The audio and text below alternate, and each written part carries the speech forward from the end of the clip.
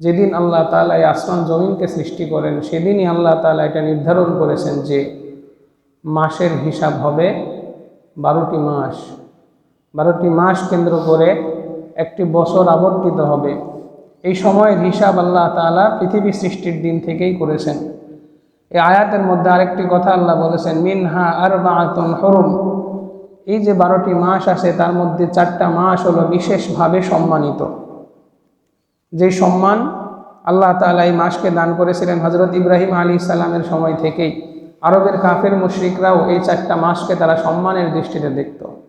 তারা মারামারি, কাটাকাটি, হানাহানিতে লিপ্ত হলেও 4টা মাসকে তারা বিশেষভাবে সম্মান করত।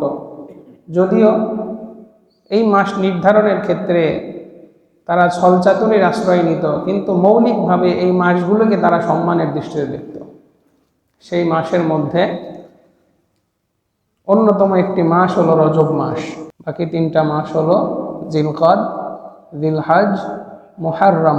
এই আয়াতের মধ্যে আল্লাহ সুবহানাহু ওয়া তাআলা বলেন, মিনহা আরবাআতুন হুরুম ফালা তাজলিমু ফীহিন্না আনফুসাকুম। এই মুমিনরা, তোমরা এই মাসগুলোর মধ্যে নিজেদের প্রতি জুলুম করো না, নিজেদের আত্মার প্রতি জুলুম করো না। এই মাসগুলো যেহেতু আল্লাহর কাছে বিশেষ সম্মানে ভূষিত, এই জন্য এই মাসের ইবাদতগুলি আল্লাহর কাছে বিশেষ মর্যাদা রাখে।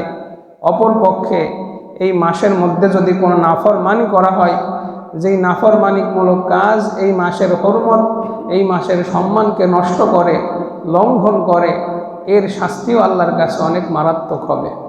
এজন্য একজন মুসলমান হিসেবে রজব মাসের প্রতি সম্মান প্রদর্শন করা, রজব মাসে ইবাদতকে বাড়িয়ে দেওয়া আমাদের অন্যতম একটি দায়িত্ব। এছাড়াও কোনো হাদিস থেকে বোঝা যায় এই মাসের মধ্যে যদি কোনো ব্যক্তি রোজা রাখে, এই মাসগুলা এমনিতেই আবার রজব মাস সম্পর্কে অনেক ভিত্তিহীন বা জাল বানোয়াট কথা আমাদের সমাজে প্রচলিত আছে, বিশেষ বিশেষ কিছু আমলের কথা, এগুলার কোনো ভিত্তি নেই। তবে যেহেতু এই মাস আল্লাহর কাছে সম্মানিত মাস, এই মাসের মধ্যে যুদ্ধ বিগ্রহ হারাম ছিল এক সময়, এই জন্য এই মাসের গুরুত্ব আল্লাহর কাছে আসে। আমরা চেষ্টা করব এই মাসের মধ্যে বেশি বেশি ইবাদত করার। বিশেষভাবে যখন সামনে রমাদান আসছে, এই মাসের একটি আমল আমাদের সমাজে প্রচলিত আছে যে এই মাসের চাঁদ দেখলে একটি দোয়া পাঠ করা, আল্লাহুম্মা বারিক লানা ফি রজবিন ওয়া শাবান ওয়া বাল্লিগনা রমাদান।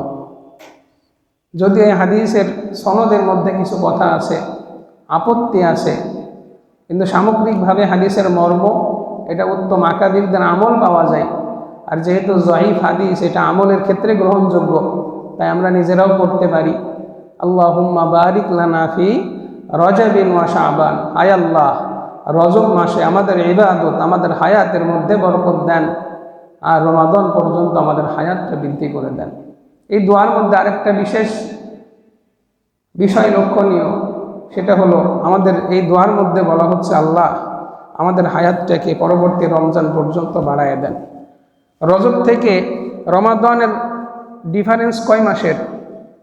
2 মাসের। রমাদান ইবাদতের মাস, রমাদান মুমিনের ফসল ঘরে ওঠানোর মাস, ব্যবসার মাস, কিন্তু হুট করে কোনো ইবাদতে নিজেকে প্রস্তুত করা যায় না। এই জন্য আগের থেকেই প্রিপারেশন নিতে হয়। এই জন্য যদি আমরা এখন থেকেই রোজা রাখার পাশাপাশি ইবাদত করার, রাত জেগে ইবাদত করার, কোরআন তেলাওয়াতের অভ্যাস যদি গড়ে তুলি, আশা করা যায় শাবান এবং রমজানে আমরা সঠিকভাবে ইবাদত করতে পারবো, এই দিনগুলোকে কাজে লাগাতে পারবো। আল্লাহ তাআলা আমাদেরকে তৌফিক দান করুন।